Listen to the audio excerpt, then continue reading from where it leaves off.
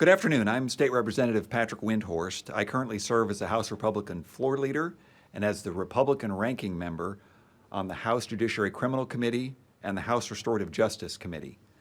I previously served as Massac County State's Attorney for 14 years. I was honored when Leader McCombie asked me to head up the House Republican Truth and Public Safety Working Group last year. The working group was tasked with developing a legislative package designed to move in the current General Assembly and aimed at improving public safety, holding those who commit crime accountable, and supporting our police following the passage of the well-known Safety Act.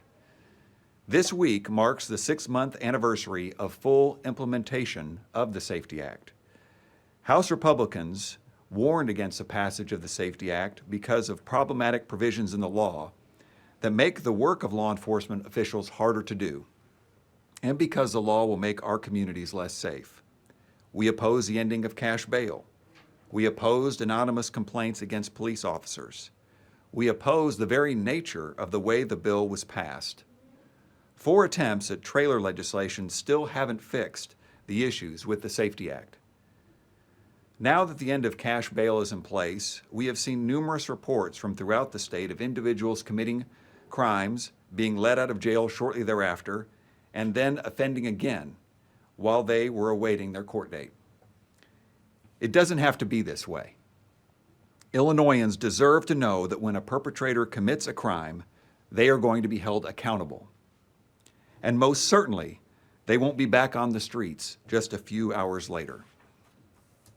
Since the inception of the Truth and Public Safety Working Group in 2023, the group has met with law enforcement groups, retired judges, state's attorneys, and other stakeholders to develop our legislative package. Last year, many legislators on the Republican side held roundtables with law enforcement officers and prosecutors. We heard their concerns and crafted legislation to address them. In 2023, our group introduced over 20 bills, and this year the group has introduced over 15 bills. The legislative package focuses on supporting and protecting crime victims, giving judges wider discretion to detain people charged with felonies, and recruiting and retaining law enforcement officers while ensuring they are able to do their jobs. I have a few bills I want to highlight. First, House Bill 5120 widens the possible detention net to all felonies and also establishes the burden of proof at the detention hearing to a preponderance of the evidence. House Bill 5121 calls for the revocation of pretrial release when a defendant is charged with an offense while on pretrial release. House Bill 5126 restores the process for a court to issue a warrant for the defendant's failure to appear in court. The package of bills we have introduced would move Illinois forward toward a brighter and safer future. We can get this done.